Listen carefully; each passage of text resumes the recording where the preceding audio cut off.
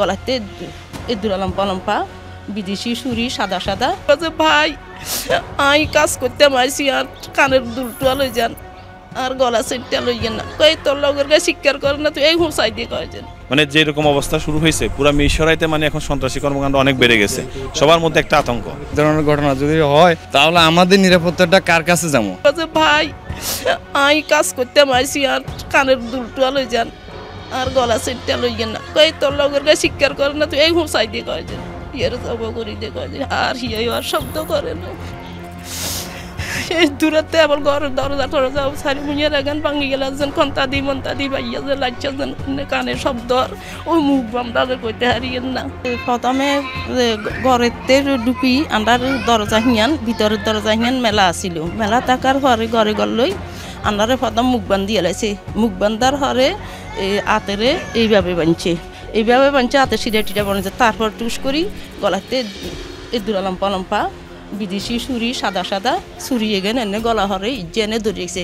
শিকার করলে এনে কথা নোয়াখালিয়া কথা আনো, আনের সিটেঙ্গিয়া কথা আনো, কোনো ইয়ার কথা আনো, এই আই যেভাবে কই গেলে এইভাবে তো এই গলার ছুরি গেছে। আইও কিছু কই গে না, এ তো ছোট্ট কেসি দি প্রথম আর কানের দুনোগা এই সুতা দিয়ে দি বান্ধে আছি, কানের দুনোগা কাটি লইছে। কানের দুনো কাটছে হাত বান্ধিয়ে লাইছে, হাতের আই ওসন মেয়ে তুলতে পারি না।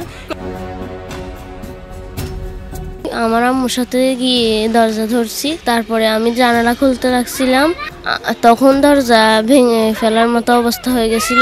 এবার আমার আম্মু থেকে আমাদের ঘরের সবাই থেকে সবার জিনিসপত্র সবগুলো চেন নেকলেস আংটি কানের দুল সব কিছু নিয়ে চলে গেছে।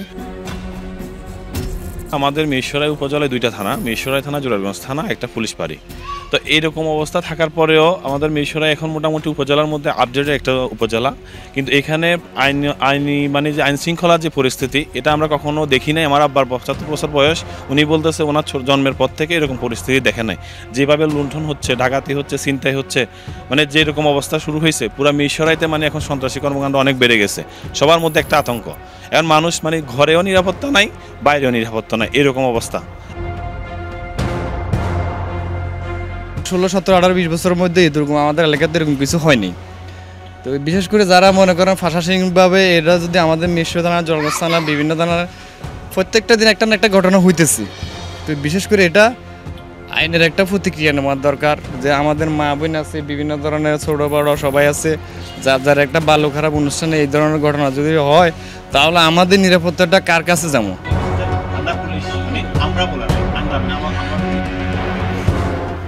ঘটনা ঘটে হচ্ছে 22 তারিখ দিবাগত রাত 3টা আনুমানিক।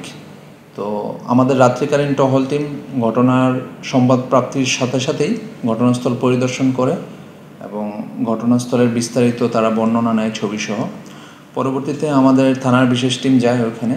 তো তদন্তের স্বার্থে যে সকল ক্লু দরকার আমরা সেগুলো সংগ্রহ করি, সিসিটিভি ফুটেজ বিশ্লেষণ এবং মোবাইল এবং প্রযুক্তিগত যেসব তথ্য আছে আমরা সেগুলো কালেকশন করি। তো এগুলো কালেকশন করে আমরা আমাদের তদন্ত সামনে এগিয়ে নিচ্ছি।